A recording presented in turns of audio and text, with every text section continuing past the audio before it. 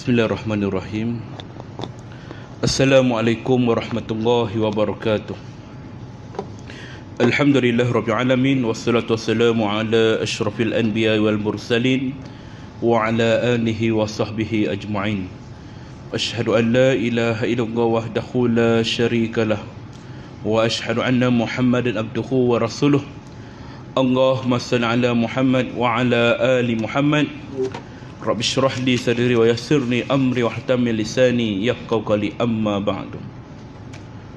Alhamdulillah, syukur kita pada Allah Subhanahu wa taala, limpah kurnia rahmat dan kasih sayang Allah, diizinkan kita untuk bertemu pada hari Jumaat yang mulia ini sementara menunggu solat fardu Jumaat.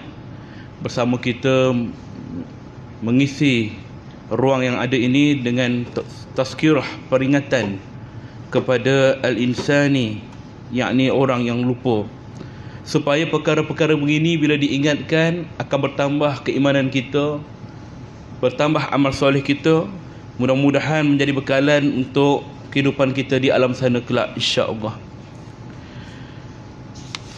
Saya mulakan dengan petikan surah Al-Jumu'ah ayat 8. A'udzubillahi minasyaitonirrajim. Qul innal mautal ladzi tafirruna minhu fa innahu mulaqikum thumma turadduna ila alimil ghaibi wasyahadah fayunabbi'ukum bima kuntum ta'malun. Sadaqallahul azim. Allah SWT berfirman dalam surah Al-Jumu'ah ayat 8.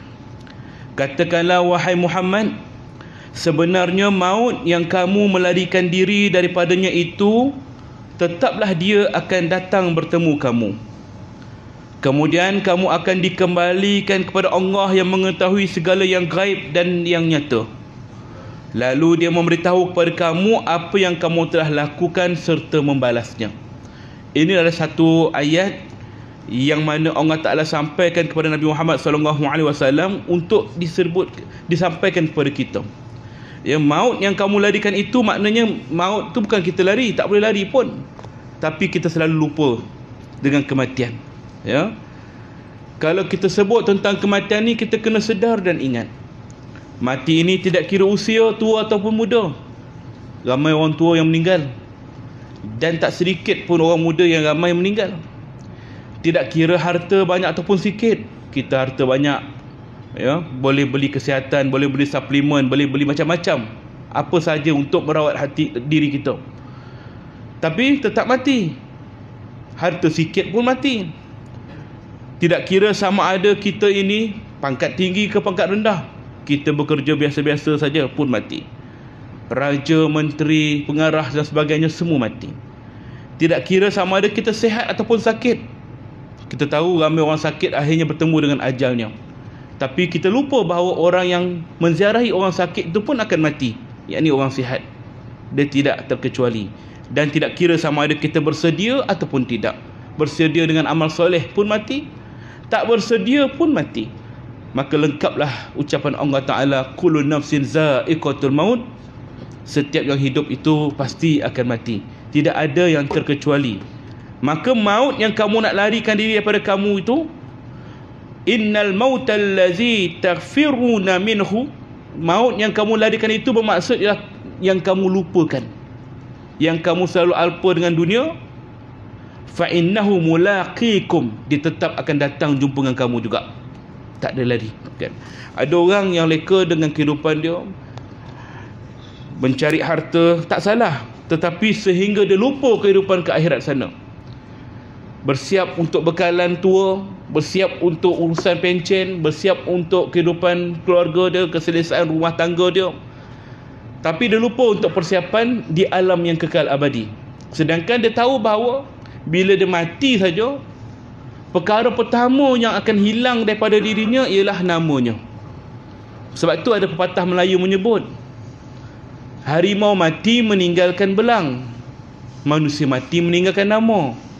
Kalau kita sebut dari sudut tafsiran yang biasa, harimau mati meninggalkan belang tu maknanya belang dia tu boleh kita guna buat kapet, buat baju, buat hiasan. Manusia mati meninggalkan nama, kita faham orang sebut nama dia, orang kenang jasa dia. Tidak.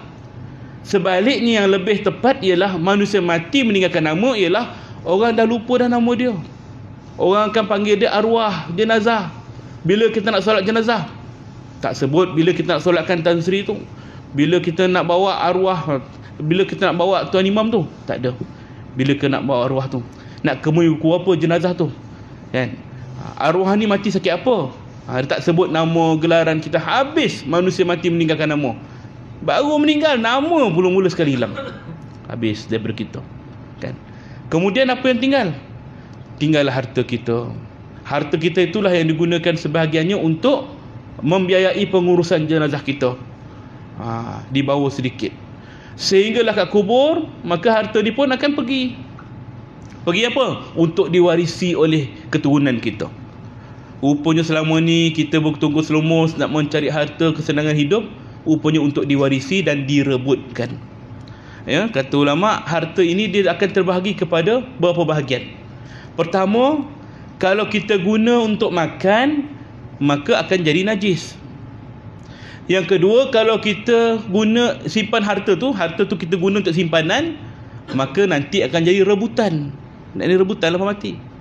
Yang ketiga, kalau harta tu kita guna untuk akhirat, maka itulah sebenarnya harta kita. Waktu itulah waktu yang sebenar-benarnya harta yang selama ini kita kumpulkan, itulah hasil yang kita nampak nanti. Ya. Maka bila seorang telah meninggal dunia, harta pun dah jadi rebutan, yang tinggal apa? Yang tinggal adalah amal dia. Nak tunggu amal berapa hari lagi? Amal kita berapa je yang tinggal kan? Amal yang baik, amal yang buruk, mana yang paling banyak? Itu ikut diri kita, muhasabah diri kita. Kalau kita matilah hari ni, agak-agak kita dah tahu dah diri kita kat mana berdasarkan amal kita. Lalu kalau amal kita kurang, apa lagi yang kita harapkan? Harapkan 3 benda tadilah. 3 perkara yang selalu disebut-sebut akan mengiringi orang yang telah meninggal dunia. Iaitulah pertama sekali, sedekah jariah. Kalau dia ada sedekah, ada jariah yang dibuat hidup, itulah yang membantu dia sebagai saham dia. Ya, top upkan sikit pahala-pahala dia. Apa yang dia sedekahkan, orang manfaatkan penggunaan tu. Dia sedekah sama ada Quran ke, kitab ke, kapet ni ke, macam bangunan ni diwakafkan oleh pewakaf kita ni yang meninggal tu. Ini pun semua menjadi saham dia. Saham setiap kali orang gunakan untuk dia.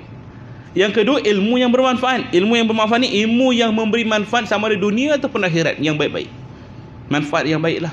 Sama ada ilmu agama atau ilmu pekerjaan, dia pandai dalam bab accounting, dia ajar pada orang lain, orang pun dapat manfaat daripada situ.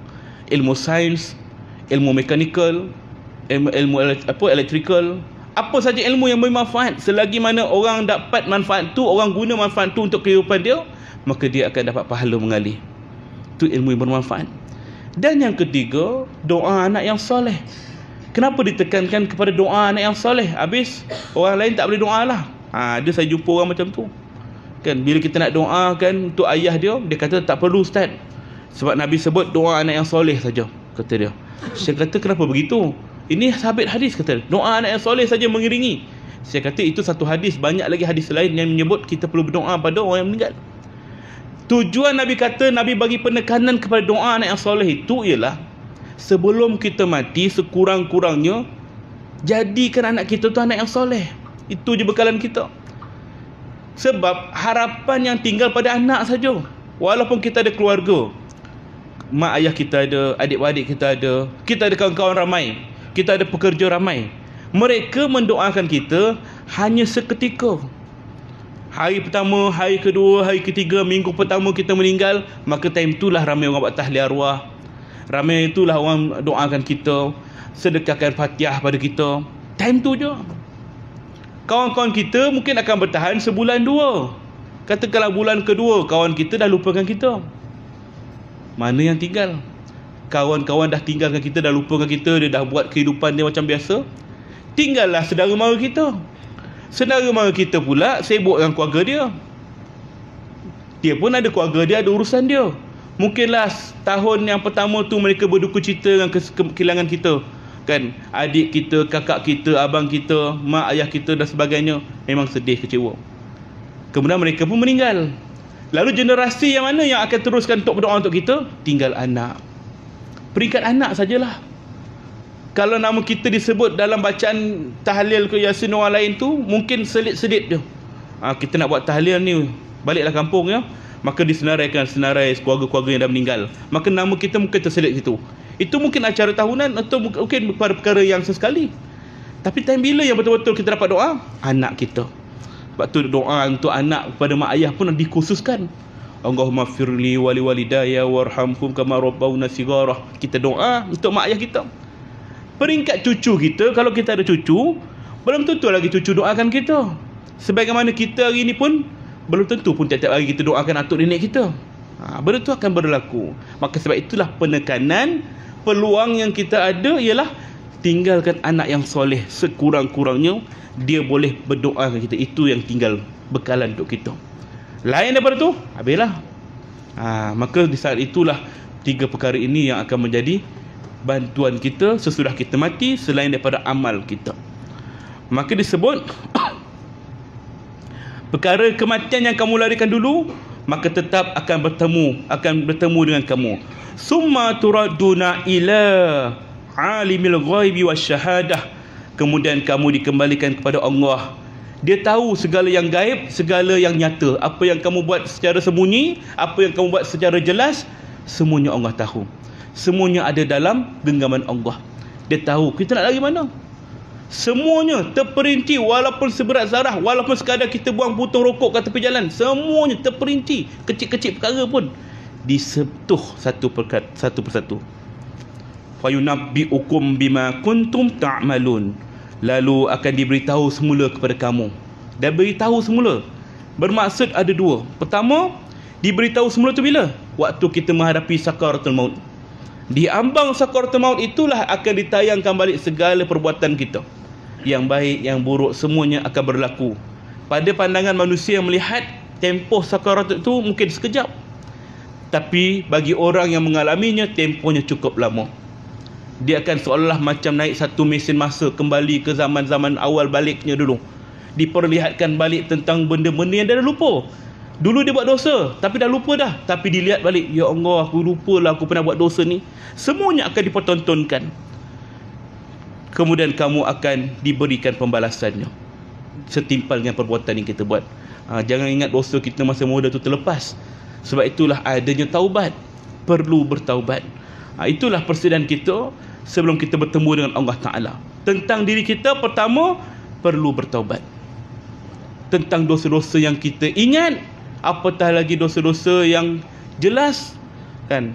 Juga dosa-dosa yang tersembunyi, dosa-dosa yang kita lupa. Sebab manusia ni fitrahnya ialah bila dia buat kesalahan, dia mudah lupa. Tapi kalau dia buat jasa, dia akan kenang-kenang. Maka itu yang kita takut. Bila besok nak mati, dia tayang balik. Ya Allah, lupalah aku pernah buat dosa ni, aku tak sempat bertaubat. Allahu Rabbi. Yang kedua, ketika di dalam barzah nanti, waktu itulah dia akan dilihat tentang balasan yang diterima. Sama ada berbentuk sama ada berbentuk nikmat ataupun berbentuk azab. Waktu itulah dia akan merasai keperitan selama ini dia lupakan. Benda-benda yang dulu dia tinggalkan, semuanya dia akan kenang balik. Dia nak buat balik. Disebut dalam hadis yang diriwayatkan oleh Ibn Hibban, an Abi Hurairah radhiyallahu qala qala Rasulullah sallallahu alaihi wasallam, idza qubira al-mayit, apabila jenazah dikuburkan, au qal ahadukum atahu malakani aswadati asraqan, akan datang malaikat yang berwajah hitam, matanya biru. Allahu akbar, macam mana tu, menakutkan, ya. Yuqalu li ahadihima al-munkar, salah seorang namanya munkar, walil akhir nakir, satu lagi namanya nakir, munkar dan nakir. Fayaqulan ma kunta taqulu fi hadzal rajul, salah seorangnya akan bertanya, kamu kenal tak lelaki ini? Yang ini dimaksudkan itulah Nabi Muhammad sallallahu alaihi wasallam. Dia tanya, Allah. Fayaqul ma kana yaqul huwa abdullahi wa rasuluh asyhadu an la ilaha illallah wa anna muhammadan abduhu wa rasuluh. Kemudian dia akan menjawab, ya, aku tahu dia adalah hamba Allah, pesuruh Allah. Kemudian dia kata, asyhadu an la ilaha illallah, aku bersaksi tiada Tuhan yang layak disembah melainkan Allah, wa asyhadu anna muhammadan abduhu wa rasuluh, dan Nabi Muhammad itu adalah hambanya dan rasulnya. Kemudian disebut lagi fayakulan, mereka pun berkata, qad kunna na'lamu annaka taqulu haza, kami tahu dah kamu akan cakap macam tu. Dia kata, kami tahu dah kamu akan jawab macam tu. Kita tahu bila dalam kubur akan ditanya tentang 6 soalan. Siapa Tuhan kamu, siapa Nabi kamu, apakah agama kamu, di manakah kiblat kamu, siapa saudara kamu, apa yang kamu bawa mati. Tapi ada orang yang ditanya terus, siapakah Muhammad? Jadi bila disebut Muhammad itu adalah rasulnya, aku mengikuti jalannya, maka jawapan tu pun dah terima dah. Malaikat kata apa? Kami tahu kamu akan jawab macam tu. Kami tahu kamu akan jawab macam tu. Maknanya malaikat dah tahu dah tentang peribadi kita ni. Macam seorang guru, bila dia nak test exam anak murid dia, dia tahu dah mana murid yang lulus, mana murid yang gagal. Dia tahu dah. Tak payahlah kita nak test kan, tengok muka pun tahu dah budak ni fail. Macam tu lah kan. Dia boleh cam dah. Malaikat diberi pengetahuan oleh Allah Ta'ala, dia tahu dah orang ni lepas ke tidak. Dia tahu dah. Ya Allah kan, macam manalah ya peribadi kita bila mana malaikat bertanya pada kita nanti. Allahu Akbar. Summa yufsahu lahu fi qabri sab'una zira'an fi sab'ini summa yunawwaru lahu fih. Kemudian akan digandakan, dilipat gandakan kuburnya 70 kali ganda, 70 kali hasta. Ya Allah, luasnya. Diluaskan, diberikan seolah-olah taman. Duduk kat situ dan diam, duduk dalam taman, diluaskan. Summa yuqal lahu nam fayaqulu arji'u ila ahli fa ukhbiruhum fayaqulun nam kanu matihil arusil lazi la yufizuhu illa ahabbahu ahlihi ilaihi. Dia minta apa? Kejap malaikat, boleh tak aku nak balik ke rumah? Kata dia. Ni orang beriman tadi mati ni, dia dah dapat nikmat, dah dapat dah taman-taman syurga. Wahai malaikat, aku nak balik rumah kejap, kata dia. Kenapa nak balik rumah? Aku nak jumpa keluarga aku, nak cerita seronoknya duduk dalam kubur ni. Ya Allah, nak jumpa keluarga, excited nak bagi tahu yang duduk dalam kubur ni best kan. Kita pualah menangis, rupanya dalam kubur dia bahagia. Jangan menangis, aku bahagia kat sini. Ya Allah, seumpama macam seorang yang baru keluar penjara. Orang yang keluar penjara dalam keadaan gelap gelita, dalam keadaan sempit, terkurung, tiba-tiba dia melihat satu taman dibukakan untuknya. Pintu penjara dibuka, dia nampak taman yang indah, padang luas hijau, bunga-bunga segar. Adakah dia akan nak balik ke penjara asal? Tentu tidak. Adakah dia nak pusing tengok penjara dia rindu kat penjara dia? Tidak. Tentu dia rasa seronok dengan kebebasan yang dia dapat. Demikianlah orang mukmin yang disebut oleh Nabi SAW, dunia ini umpama penjara bagi orang mukmin, syurga bagi orang kafir.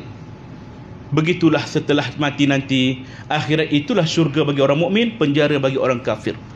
Maka orang mukmin yang jadikan dunia ini umpama penjara, maknanya asing bagi dirinya, maka bila dia masuk ke dalam barzah, dalam kubur, maka dia melihat gambaran yang sebenar tentang nikmat hidup ini, maka dia dah lupa dah dunia ni.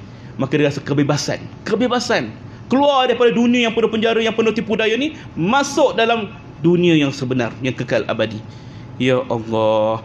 Lalu kata malaikat apa? Tidurlah kamu. Saya nak keluar kejap je. Tidurlah kamu, kata malaikat. Seumpama pengantin baru yang tidur, yang hanya dibangkitkan oleh orang yang dicintainya, kekasihnya. Demikianlah orang yang mati dalam keadaan beriman, beramal soleh. Kamu rehat je lah kat sini, sehingga kamu dikejutkan oleh Allah SWT, kekasihmu. Ya Rabb, kan? Berehat dalam keadaan tenang. Ya Allah. Hatta yam'asahu Allahu min madja'ihi zalik wa in kana munafiqan. Allah. Kemudian kalau orang yang munafik pula, orang yang kafir pula, orang yang berdosa, orang yang derhaka pada Allah, dikatakan kepadanya, qal sami'tu an-nasa yaquluna faqultu mislah la adri. Bila tanya kepada dia, kamu kenal tak Muhammad ni siapa? Aku dengar dia sekian-sekian macam ni lah, tapi aku pun tak apa pasti, tak apa tahu sangat tentang dia. Dia kenal Muhammad macam kita sekarang ni, tahu Nabi Muhammad tu Rasulullah, tapi time ditanya tu macam blank. Aku ingat nama dia tapi macam entahlah, aku tak tahulah sekarang ni. Sebab apa? Kerana amalnya kurang, imannya pun lemah. Allahu Akbar, la adri, aku tak tahu apa-apa, kata dia. Ya Allah. Fayakulan, kemudian mereka berkata, qad kunna na'lamu annaka taqulu zalik. Kami tahu dah kamu akan jawab macam tu. Dia kata, kami tahu dah kamu akan jawab macam tu. Fayakul lil ardi at-ta'imi alaihi, dikatakan kepada bumi, malaikat pun berkata pada bumi, wahai bumi, wahai tanah, impitlah dia ni. Fatal ta'imu alaihi fatahtalifu fiha adla'uh fala yazalu fiha mu'azzaban hatta yab'asahu Allahu min madja'ihi zalik. Maka bumi pun akan menghimpit kedua-dua rusuk kanan kirinya, sehinggalah himpitan itu terus menerus sampailah dia dibangkitkan dengan depan Allah Ta'ala di akhirat nanti. Allahu Akbar, tuan-tuan. Ini satu hadis riwayat Ibn Hibban yang menceritakan gambaran ataupun perkara yang akan berlaku dalam kubur. Orang beriman, dia nak balik rumah, nak cerita pada keluarga dia betapa seronoknya dalam kubur ni. Macam kita lah, tuan-tuan. Kalau kita dapat anak masa dulu kan, ataupun siapa yang baru dapat anak, dapat anak pukul 3 pagi, isteri baru bersalin, excited nak bagi tahu orang tua kita, telefon time tu juga, tak tunggu subuh esok, 2 jam juga hantar WhatsApp kan, bagi tahu alhamdulillah isteri saya selamat melahirkan anak, nak update kat Facebook. Seronok, excited. Demikianlah orang yang beriman, excitednya nak bagi tahu keluarga, tapi kata malaikat, tidurlah kamu kan, tunggulah sampai hari kiamat nanti, Allah kejut kamu balik. Ya Allah. Berbanding orang munafik, orang yang derhaka pada Allah, orang fasik, ketika mana dia dalam kubur, setelah mana merasai himpitan kubur kerana tak dapat nak menjawab persoalan tentang Muhammad itu siapa, waktu itulah mereka akan minta untuk dikeluarkan juga. Dia nak balik juga. Qala rabbirji'un. Mereka berkata, ataupun orang yang kena azab itu berkata, keluarkan aku. Aku nak balik. Ya Rabb, keluarkan aku ya Rabb. Untuk apa? La'anli a'malu salihan fima tarak. Bukan nak balik jumpa keluarga, bukan nak balik tengok syarikat, bukan nak balik tengok harta benda, untuk aku beramal soleh atas perkara yang dulu aku tinggalkan. Ya Allah. Rupanya orang-orang begini nak balik, nak bertaubat dalam kubur, nak balik, nak solat 2 rakaat yang selalu kita cuaikan tu. Dalam kubur, nak balik, nak bertaubat. Astaghfirullahalazim, sepatah pun jadilah.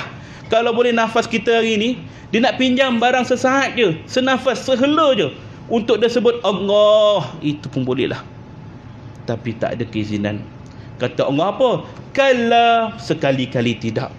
Jangan kau haraplah. Innaka kalimatun huwa qailuha. Sesungguhnya apa yang kau cakap hari ni perkara yang sia-sia. Kau sendiri yang ucap benda tak ada makna dah. Wa min waraihim barzah. Sesungguhnya dinding barzah dah mengepung kau dah. Kau nak lari mana? Illa yaumi yub'asun. Sehingga hari kau dibangkitkan kelak. Waktu tu menyesal. Waktu tu barulah sedar, ya Allah, rupanya dunia ni perkara main-main saja.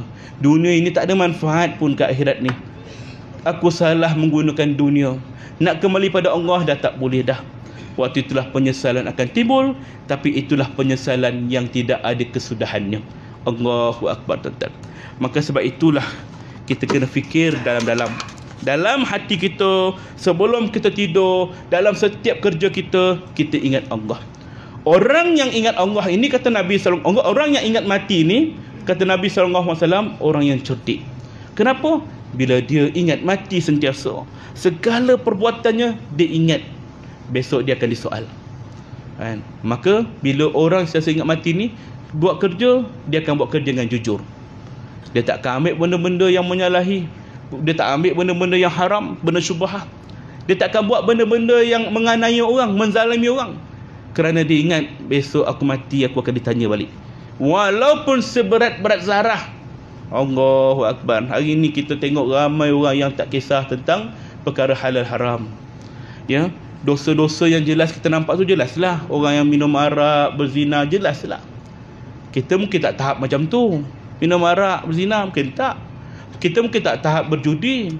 Tapi bab-bab lain yang mana kita tentang haram, halal, syubhah, dari sudut makanan yang kita makan, dari sudut rasuah, dari sudut riba, dari sudut segala-gala hal benda macam ini, kena kita teliti satu persatu. Sebab api neraka itu dia memakan setiap inci daging, ya, orang yang dagingnya tumbuh daripada benda yang haram. Ini kita risau. Kena fikir-fikirkan. Sebab itulah hari ni kita sebut tazkirah, peringatan. Pasal benda ni dah tahu lama dah. Benda yang diulang-ulang-ulang je sebut. Tapi kita ni al-insan ni pelupa. Bila lupa ni lah kena selalu tegur. Kena tak tegur nanti buat balik. Leka dah tak ada orang tegur pun. Jadi bila kita tegur ni, mudah-mudahan adalah peringatan pada kita. Tuan-tuan, satu benda lagi yang selalu kita lupa, iaitulah kita zikrullah, mengingati Allah. Kita sebut dalam hati kita, renung dalam hati kita atau pemikiran kita, bila masa yang betul-betul kita zikir pada Allah. La ilaha illallah, la ilaha illallah. Waktu bila? Antaranya waktu tahlil arwah, kan? Lepas solat mungkin. Waktu dalam masjid rumah Allah mungkin. Waktu-waktu lain, bila masa yang kita melazimi la ilaha illallah? Adakah waktu kita bawa kereta daripada rumah ke office, nak balik kampung ke station ke, lazimkan kalimah tu? Ataupun kita lebih suka melayan hawa nafsu kita dengan lagu, kan? Buka radio, macam-macam siaran ada. Tak payah cakap orang lain, saya sendiri pun begitu, kan? Makna kata benda macam ni dah jadi perkara lagu. Tapi kita jangan biarkan benda tu. Memanglah tak ada masalah hiburan, silakan. Tapi jangan kita jadikan hiburan tu melebihi apa yang sepatutnya ditugaskan pada kita, diamanahkan pada kita. Bimbang apa? Bimbang lidah kita besok kelu nak sebut Allah. La ilaha illallah. Ya Allah. Ini kalimah kejayaan. Orang yang dapat kalimah ini di hujung usianya wajib syurga. Man akhiru kalamihi la ilaha illallah dakhalal jannah. Barang siapa di akhir kalamnya dia dapat sebut kalimah la ilaha illallah, wajib masuk syurga. Masuk syurga. Tapi besok kita mati bukan kerana ingatan kita, bukan kerana hafalan kita, bukan kerana orang bisik kat kita, kita ingat, oh la ilaha illallah, kita pun sebut. Tidak. Kerana amal kita, iman kita. Macam mana kita nak jaga iman kita besok bila mati boleh sebut kalimah tu? Yusabbitullahu allazina amanu biqaulis sabit fil hayati dunya wa fil akhirah. Allah dia teguhkan ucapan orang beriman di dunia dan di akhirat. Kalau orang ni orang beriman, orang ni beramal soleh, tak payah orang lain bisik pun. Kalau dia mati seorang-seorang kat dalam bilik dia, dalam rumah dia, dia pasti sebelum mati akan sebut kalimah tauhid ini, la ilaha illallah. Mesti akan sebut. Ni janji Allah, kan? Kita pasti akan sebut kalau kita jaga amal kita. Berapa ramai yang mati sendiri kat rumah, sedar-sedar je dah 3 hari dah meninggal dalam bilik dia, kembung dah mayat dia, berulat dah. Waktu dia tengah nazak, siapa yang talkinkan kalimah tu pada dia? Ya Allah, kan, kalau sebab itulah ia bergantung pada diri kita. Orang lain ni supporter je, support je. Nabi sebut lakina mautakum la ilaha illallah, talkinkan kalimah la ilaha illallah pada orang yang hampir mati ni. Kita ni nak talkin pada orang mati, ini sunnah Rasulullah pada kita. Ada pun yang mengizinkan dia dapat ucap atau tidak, Allah. Ya Allah, maka orang yang beriman, beramal soleh, dia jaga amal dia baik-baik, dia taklah buat dosa. Kalau buat dosa pun dia bertaubat segera, maka mati nanti mudah untuk dia ucap. Wa yudillullahu zalimin, dan Allah juga boleh sesatkan orang zalim. Orang zalim siapa ni? Orang zalim pada orang lain ke? Tak. Zalim pada diri sendiri dengan perbuatan maksiat dan dosa. Maka orang yang zalim pada diri sendiri, kenapa disebut zalim pada diri sendiri? Adakah kita menzalimi diri sendiri? Pada sudut fizikal mungkin tidak, tapi dari sudut kerohanian kita, jiwa kita, iman kita rosak kerana perbuatan kita. Ini dia. Sebab itulah mula-mula Nabi Adam AS turun ke muka bumi, Allah Ta'ala turunkannya daripada syurga ke dunia, dan dia bertaubat, menangis saban tahun, minta ampun, minta taubat pada Allah Ta'ala. Tapi Allah Ta'ala tak terima, sehinggalah diajarkan doa yang hari ini kita amalkan. Rabbana zalamna anfusana wa in lam taghfir lana wa tarhamna lanakunanna minal khasirin. Allah nak suruh kita mengaku, Rabbana zalamna anfusana, ya Rabb, aku mengaku akulah yang menzalimi diriku, ya Rabb. Allah tak zalim kamu, Allah bagi kamu syurga, tapi kamu yang menzalimi diri kamu sendiri. Kita lah. Allah dah bagi kita syurga, dah buka syurga dah. Syurga ni ada 100 tingkatan kata Nabi. 100 tingkatan, satu tingkat dengan tingkat yang atas tu, umpama kamu dekat bumi tengok bintang berkelip, itulah tingkat yang kedua. Ya Allah, maknanya luas syurga ni, semua boleh masuk. Tak ada limit, tak ada kuota, semua boleh masuk. Tapi kamu yang tak nak masuk. Kata dia, Rabbana zalamna anfusana, ya Allah, aku ni telah menzalimi diriku sendiri, ya Allah. Wa illam taghfir lana, barulah kita minta ampun pada Allah. Jika engkau tak ampunkan aku, ya Allah, wa tarhamna, tak kesian pada aku, ya Allah. Kita kena minta rahmat Allah. Dua benda ni. Pertama, kita sedar tadi, 3 lah. Pertama, sedar kita mengaku kita buat salah. Kedua, kita minta ampun pada Allah Ta'ala. Sungguh-sungguh taubat nasuha. Benci dah, tak nak kenang dah dosa lama. Bukan dia bangga dah bertaubat, tapi bangga. Kadang-kadang ada orang macam tu kan, dia dah taubat dah berubah, tapi bangga. Tengok orang lain buat dosa yang macam dulu dia buat, dia kata, aku dulu jahat juga, apa dosa yang aku tak buat, semua aku buat. Kerana bangga lah tu. Ini bukan ciri-ciri orang bertaubat. Dia tak payah sebut. Orang bertaubat ni, dia benci nak kenang kesalahan dia tu. Sampai nak sebut pun benci. Kedua, taubat. Ketiga, kita minta rahmat Allah. Wa tarhamna, ya Allah, jika engkau tak merahmatiku, tak menyayangiku, tak pandangkan aku, ya Allah, lanakunanna minal khasirin, termasuklah aku dalam golongan orang yang rugi. Rugilah. Ya, sebab itulah keakuan kita ialah mengaku yang Allah tak pernah zalim kepada kita, kitalah yang menzalimi diri sendiri. Wa yudillullahu zalimin, sesungguhnya Allah sesatkan orang yang zalim. Di hujung usianya, ketika semua orang di kelilingnya, anak-anak dia bisik la ilaha illallah, dia dengar, tapi kalimah tu Allah tak izinkan keluar daripada gorgorah kerongkong dia. Tak lepas. Kenapa? Wa yaf'alullahu ma yasha, Allah boleh buat apa saja yang dia kehendaki. Ya Allah, itulah kesudahan setiap orang yang meninggal dunia. Sebab tu tuan-tuan, dia bergantung pada amal kita, soleh kita, bagaimana hubungan kita dengan Allah, bagaimana hubungan kita dengan manusia. Sebab tu pokok pangkalnya ialah diri kita hari ni. Macam mana kita nak bawa persiapan kita sebelum mati. Lambat lagi lah, macam persiapan tu macam panjang je masa. Padahal belum tentu lagi. Tantang keluar surau ni tergelincir, terantuk kepala, meninggal. Boleh jadi. Kejapnya orang tak simpan lama tuan-tuan mayat kita. Mayat kita ni, kalau orang simpan meninggal hari ni, simpan besok dah busuk. Lagi busuk daripada bau bangkai. Minta maaf cakap lah, itulah hakikat diri kita. Tikus mati tepi jalan, kucing mati tepi jalan, kita boleh lalu, boleh hadap lagi. Kan? Orang tak nak angkat kucing mati, tikus mati tepi jalan. Kita lalu je setiap hari, sampai dah tinggal rangka pun orang boleh hadap lagi bau dia.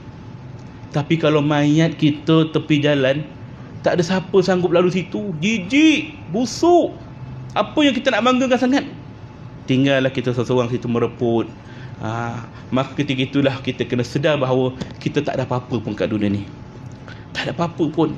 Apa yang kita bawa kat dunia ni ialah amal saja untuk akhirat nanti. Itu yang selamatkan kita besok. Ya Allah, bila dalam kubur nanti, bila nak minta pada Allah nak kembali, Allah takkan bagi. Ya. Yang diharapkan apa dia? Tadi kita sebut amal soleh, amal dah kurang dah. Kemudian kita sebut tentang sedekah dia. Itu harapan dia kalau ada. Kemudian ilmu yang bermanfaat. Kalau dia ada ilmu, apa-apa saja ilmu, berkaitan ilmu Islam ke, ilmu sains ke, matematik ke, apa benda dah bidang tuan-tuan ada. Kalau ada orang ambil ilmu daripada tuan-tuan, kemudian dia amalkan, itu manfaat lah tu. Maka itulah bahagian untuk dia. Dan juga doa anak yang soleh, harapan yang dia tinggal. Kalau tiga-tiga tu pun tak ada, apa yang lagi yang dia tinggal? Doa orang-orang yang datang ziarah, ucapan salam yang orang datang lalu kat ziarah kubur. Sebab tu Nabi kata, bila lalu kat kubur, bagilah salam. Assalamualaikum ya ahli kubur. Sesungguhnya penghuni kubur dia dengar ucapan kamu. Kalau orang kubur tu kenal kamu waktu dia hidup kat dunia, maka dia kenal kamu siapa. Tapi kalaulah orang kubur tu tak kenal kamu siapa, sesungguhnya dia dengar ucapan kamu, cuma mereka tak mampu nak menjawab. Tak mampu kita dengar. Allah. Sebab itulah kita lalu kubur, sedekah Fatihah untuk semua orang. Supaya apa? Menjadi kebiasaan pada kita, menjadi habit pada kita, agar ditinggalkan pada generasi yang berikutnya. Bila anak-anak kita, keturunan yang lain datang lalu kubur, dapat jugalah sikit-sikit bacaan Fatihah tu pada kita, doa-doa yang ditinggalkan untuk kita. Sebab itulah kita kena biasakan daripada hidup kita ni. Nak generasi kemudian buat macam tu, kita kena buat macam tu dulu. Nak generasi kemudian cucu kita doakan kepada kita, kita kena doakan atuk nenek moyang kita dulu. Tunjukkan contoh supaya generasi kemudian tak lupa pada kita. Itulah dia. Tapi kita tak buat. Kita harapkan anak kita je, hantar anak kita pergi belajar Quran, hafiz semua, tapi kita pun tak buat. Ramai orang yang hantar anak ke hantar sekolah tahfiz semua, tapi kesudahannya anak dia pun tak beramal. Kita mengharapkan dia, buat apa nak harapkan anak? Dia dengan bahagian dia. Kita ni kena siapkan diri kita dulu. Memanglah salah satu usaha kita untuk hantar anak kita ke sekolah tahfiz, untuk biar mudah-mudahan dapatlah sedikit saham dia pada kita. Tapi belum tentu lagi mereka ikut. Kita tak boleh paksa dia. Maka yang kita perlu betul-betul harap ialah diri kita yang tinggal. Yang tinggal kita je. Maka setelah saudara mara pun dah pergi, yang betul-betul tinggal keluarga. Kubur kita, seminggu, 2 minggu, sebulan awal, ramai datang ziarah kawan-kawan. Kemudian 3 bulan yang terakhir, saudara mara. Kemudian setahun, dah tinggal keluarga saja. Akhirnya, kita akan jadi kenangan saja. Sesekali je orang datang, setahun sekali. Kalau kita nak kubur kita sentiasa orang ziarah, doakan kita, maka ziarahlah kubur juga. Di samping dapat membantu mudah-mudahan doa kita pada si mati, ia juga dapat mengingatkan kita kepada kematian. Ziarahlah kubur. Ya. Kerana apa? Orang kubur, dalam kubur tu, dia mengharapkan 2 perkara daripada kita. Mengharapkan 2 perkara. Pertama dia minta doa pada kita. Itu harapan yang ditinggal orang kubur. Kita minta doa pada orang yang hidup nanti. Dalam kubur nanti begitulah kita akan minta doa pada orang hidup. Dalam kubur sekarang ni, dia minta doa. Yang kedua, dia minta kita ziarah dia. Kerana apa? Rindunya dia pada kita. Orang kubur pun rindu ke? Dia tahu kita datang? Dia tahu. Nabi sebut, setiap tapak kaki orang yang lalu tepi kubur, ahli kubur mendengarnya, dan dia kenal tapak kaki siapa. Macam mana boleh berlaku macam tu? Kerana pendengaran ahli kubur dikembalikan. Pendengarannya sangat jelas berbanding pendengaran kita. Maka hal inilah yang perlu kita jadikan rutin, yakni ziarah kubur, ziarah keluarga kita yang meninggal, doakan mereka selalu, bawa anak-anak kita tengok sekali biar dia contoh kita, supaya besok kita mati pun kita pun dapat perkara yang sama juga. Kerana itulah yang kita harapkan nanti. Nabi Muhammad SAW sendiri pun berkata, ziarahlah aku di Madinah. barang siapa yang datang menziarah aku sesudah aku mati, maka wajib baginya syafaatku di akhirat. Allah. Kenapa Nabi nak sangat kita umat dia datang kuburnya ziarah? Kerana Rasulullah sendiri pun rindukan umat dia. Itulah penghuni kubur harap pada kita juga. Ya, macam mana kalau kita hari-hari video call mak kita kan? Mak kita kampung video call tanya khabar. Penghujungnya apa mak kita kata? Kau bila nak balik? Kan dia kata. Tiap-tiap hari video call dia tanya benda yang sama. Kau bila nak balik? Cuti sekolah ni bulan 9 ni balik tak? Kan?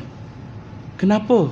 Tak sama tuan-tuan. Video call dengan jumpa depan-depan, boleh pegang, boleh jumpa, lain. Demikian juga orang kubur. Saya dah doa tiap-tiap hari Ustaz. Lepas solat semua saya doakan mak ayah saya. Betul tak sampai? InsyaAllah sampai. Tapi tak sama bila kita ziarah kuburnya. Ziarah kuburnya menghilangkan sedikit kerinduannya pada kita. Allahu Akbar tuan-tuan. Benda ini adalah kenyataan yang pasti yang dilalui oleh mereka dalam kubur. Begitu juga kita besok, kita juga akan melalui perkara yang sama, fasa-fasa yang sama ini juga. Maka persiapkan diri kita.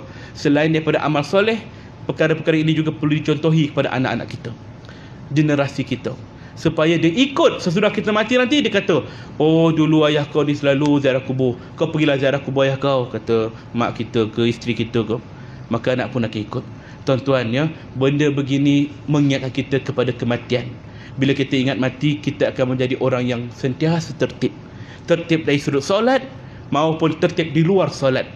Muamalah kita dengan manusia, ya, hubungan kita dengan manusia, hubungan kita dengan Allah, kita akan tertib. Percakapan kita, pertuturan kita, husnuzon, suuzon, sangka baik, sangka buruk kita, semuanya akan perbaiki.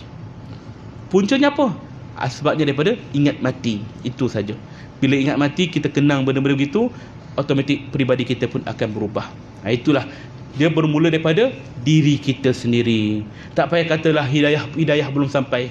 Hidayah ni takkan datang bergolek, takkan terbang melayang, ya. Dia takkan datang melainkan kita sendiri yang kena usaha atas iman kita. Usaha.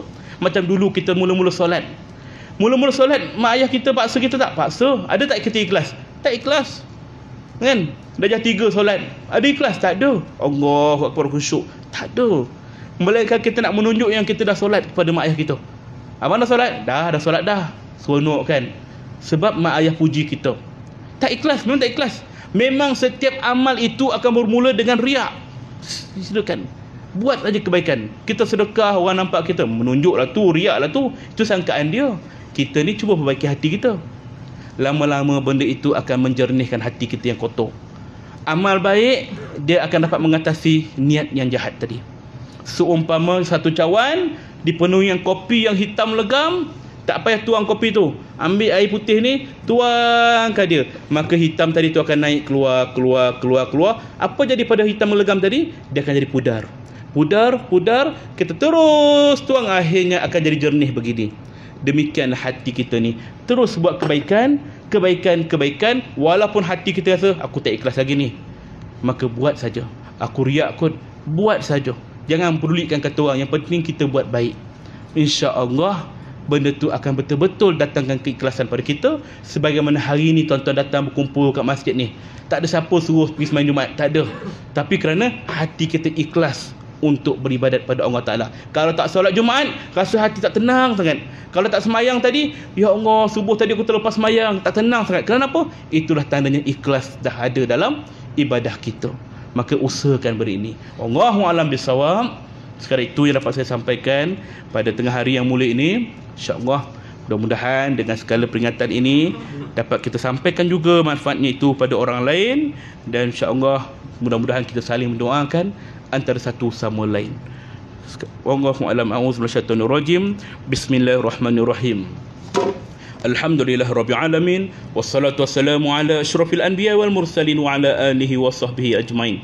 Allahumma salli ala Muhammad wa ala ali Muhammad. Allahumma ghafir lana dhunubana wal walidina warhamhum kama rabbawna shighara. Allahumma inna nas'aluka ridhaka wal jannah wa na'udzubika min sakhatika wan nar. Ya Allah, ya Rahman, ya Rahim, kami hamba-Mu yang penuh dosa, ya Allah. Ampunkan dosa kami, ya Allah, dosa yang zahir dan tersembunyi, ya Allah. dosa yang jelas, dosa yang tersembunyi ya Allah, dosa yang kami ingat dan dosa yang kami lupa ya Allah. Ya Allah ya Rahman ya Rahim, ampunkan dosa kedua ibu dan ayah kami ya Allah. Pelihara mereka sebagaimana mereka memelihara kami semenjak kami kecil ya Allah. Ampunkan dosa-dosa anak-anak dan pasangan hidup kami ya Allah. Ampunkan dosa-dosa para guru kami ya Allah. Dosa-dosa seluruh muslimin muslimat, mukminin mukminat sama ada hidup ataupun telah meninggal dunia. Ya Allah ya Rahman ya Rahim, kurniakanlah kami rezeki yang baik dan halal di sisimu ya Allah, yang berkat di sisimu ya Allah. Ya Allah, jadikanlah kami, zuriat keturunan kami, ahli keluarga kami, orang-orang yang mendirikan solat pada waktunya ya Allah, orang-orang yang mengerjakan ketaatan, meninggalkan kemungkaran ya Allah. Ya Allah, kami mohon padamu ya Allah, akhirlah hidup kami dengan kalimah la ilaha illallah. Ya Allah, kurniakan kami husnul khatimah, jangan kau beri kami su'ul khatimah. Ya Allah ya Rahman ya Rahim, kami mohon padamu ya Allah, ketika kami dikuburkan nanti ya Allah, luaskan kubur kami yang sempit dan gelap itu ya Allah, terangkan kubur kami ya Allah, jadikan kubur kami sebagaimana taman-taman syurgamu ya Allah, bukan sebagaimana kawah-kawah api nerakamu ya Allah. Ya Allah ya Rahman ya Rahim, kami mohon padamu ya Allah, ketika kami dibangkitkan di akhirat nanti, bangkitlah kami dengan penuh kemuliaan dan kebaikan di sisimu ya Allah. Lindungilah kami di bawah naungan arasmu ya Allah. Ya Allah, kami mohon padamu ya Allah, izinkan kami untuk minum air telaga Al-Kausar milik Nabi sallallahu alaihi wasallam. Allahumma ya Allah ya Rahman ya Rahim, beratkanlah timbangan amal kami di neraca Al-Mizan. Ya Allah, pantaskanlah langkah kaki kami ketika melintasi titan siratul mustaqim sepantas kilat ya Allah, agar kami tidak jatuh tergelincir ke dalam kawah neraka-Mu ya Allah. Kami tidak sanggup duduk dalam neraka-Mu walaupun sedetik, kami tidak sanggup duduk dekatnya walaupun sebatu ya Allah. Tempatkanlah kami semua ke dalam syurga-Mu yang tertinggi ya Allah, syurga yang didiami oleh para nabi, para rasul, para siddiqin, para syuhada dan orang-orang soleh. Walaupun kami sedar, kami tahu ya Allah, amal kami tidak seperti mereka ya Allah, kami seumpama debu di kaki mereka ya Allah, tapi sesungguhnya inilah pengharapan kami kepada gedung rahmat-Mu ya Allah. Allahumma rabbana atina fid dunya hasanah wa fil akhirati hasanah wa qina azabannar. Subhana rabbika rabbil izzati amma yasifun, wassalamu ala mursalin walhamdulillahi rabbil alamin. Taqabbalallahu minkum, minta ampun, minta maaf segala kekurangan, kekilafan, keterlanjuran kata-kata dan masih ambil. Assalamualaikum warahmatullahi